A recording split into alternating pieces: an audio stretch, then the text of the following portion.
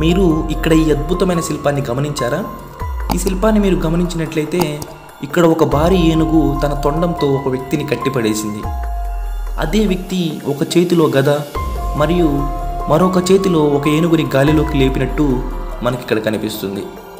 మీరు ఈ పెద్ద ఏనుగుపై చూసినట్లయితే ఇక్కడ ఒక వ్యక్తి మరొక గద పట్టుకున్న యోధుడితో తలపడుతున్నట్లు ఈ శిల్పంలో మనకు కనిపిస్తుంది. అసలు ఇంతకీ ఈ గద పట్టుకున్న వ్యక్తి ఎవరు, ఇంతకీ ఈ కథ ఏమిటి అని ఈ శిల్పం చూసిన చాలామందికి ఒక సందేహం వచ్చే ఉంటుంది. ఒకవేళ మీలో ఎవరికైనా ఈ వీడియో పూర్తిగా చూసే ముందే ఆ యోధుడు ఎవరో, ఆ కథ ఏమిటో తెలిసినట్లయితే ఈ వీడియో కింద కామెంట్ చేయండి. ఇక్కడ మీరు చూస్తున్నటువంటి ఈ శిల్పం మహాభారత కథలో నుంచి తీసుకున్నటువంటి ఒక సన్నివేశం. అయితే ఈ ఏనుగుపై కూర్చొని యుద్ధం చేస్తున్న వ్యక్తి పేరు భాగదత్త. భాగదత్త ప్రగ్జ్యోతిష రాజ్యానికి రాజు. ఇది ప్రస్తుత అస్సాం. ఇతను నరక కుమారుడు మరియు నరక వంశపు రాజుల వరుసలో రెండోవాడు. అతను కురుక్షేత్ర యుద్ధంలో కౌరవుల పక్షాన పోరాడాడు. అప్పటికే అతను బాగా ముసలివాడు. అతని తండ్రి నరకాసుడులాగే అతను కూడా వృద్ధుడైనప్పటికీ ముఖ్యంగా ఏనుగుల యుద్ధంలో అతని పరాక్రమానికి ప్రసిద్ధి చెందిన ఒక గొప్ప యోధుడు. అతను కిరాతుని మహాసైన్యంలో నాయకుడు. భాగదత్త నిర్భయ యోధుడు. వృద్ధాప్యం ఉన్నప్పటికీ కురుక్షేత్రంలో అతను 12 రోజుల పాటు పోరాడి అనేక మంది సైనికులను చంపాడు. యుద్ధం యొక్క 12వ రోజున అతను తన యుద్ధ ఏనుగు సుప్రతీకపై భీమునితో భీకర యుద్ధంలో పాల్గొన్నాడు.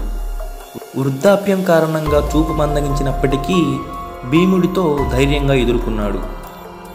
భాగదత్త ఏనుగు సుప్రతీక యుద్ధ వ్యూహాలకు ప్రసిద్ధి. అది భీమునిపై దూసుకు వెళ్ళి భీముడి రథాన్ని విరగగొట్టి భీముడిని నేలపై పడేలా చేసి తన తొండంతో భీముడిని మెలవేసి గాలిలో తిప్పి విసిరి కొట్టింది. అలా ఏనుగుని సైతం మట్టి కరిపించగల యోధుడితోటి భాగదత్త మరియు అతని ఏనుగు సుప్రతీక భీమునితో గొప్ప యుద్ధం చేశారు. భీముడు కూడా తనకి వీలు అందిన ప్రతిసారి సుప్రతీకను గాయపరుస్తూ ఉన్నాడు. ఆ సమయంలో అర్జునుడు అక్కడికి చేరుకోగా అర్జునుడికి భాగదత్తుడికి మధ్య భీకర యుద్ధం జరిగింది. అప్పుడు భాగదత్తుడు అర్జునుడిపైకి ఎదురులేని వైష్ణవాస్త్రాన్ని ప్రయోగించాడు. అయితే కృష్ణుడు రథసారథి స్థానంలో నిలబడి ఈ శక్తివంతమైన ఆయుధానికి అతని ఛాతీని అడ్డుగా ఉంచాడు. ఆ ఆయుధం మాలగా మారి కృష్ణుడిపై పడింది. ఈ వైష్ణవాస్త్రం భగవంతుడు విష్ణువు భాగదత్తకు ఇచ్చిన ఆయుధం. చివరకు ఆ అస్త్రం తిరిగి మహావిష్ణువుని చేరింది.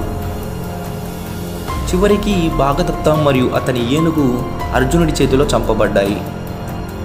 ఈ కథలో భీమునికి మరియు భాగదత్తునికి మధ్య జరిగిన యుద్ధాన్నే ఇక్కడ ఈ శిల్పంలో గొప్పగా మలిచారు.